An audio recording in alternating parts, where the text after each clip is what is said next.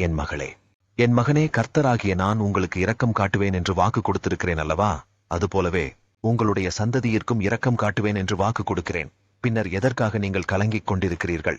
உங்களுடைய குடும்ப நபர்களை குறித்து எதற்காக வருத்தப்பட்டுக் கொண்டிருக்கிறீர்கள் என்பதை சிந்தித்துப் பாருங்கள். கர்த்தருக்கு பயந்தவர்களாக இருக்கக்கூடிய உங்களுக்கு இரக்கம் கிடைக்கும் பொழுது நீங்கள் ஏன் பயப்பட வேண்டும்? நீங்கள் மனிதர்களுக்கு பயப்படாமல் கர்த்தருக்கு பயந்து கர்த்தருடைய வழிகளிலே வாழுங்கள்.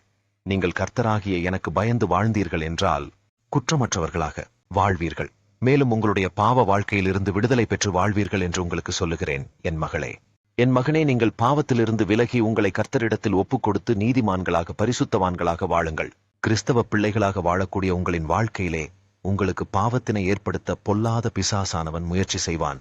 உங்களுடைய வாழ்க்கையிலே தவறான காரியத்திலே உங்களை வழிநடத்துவான்.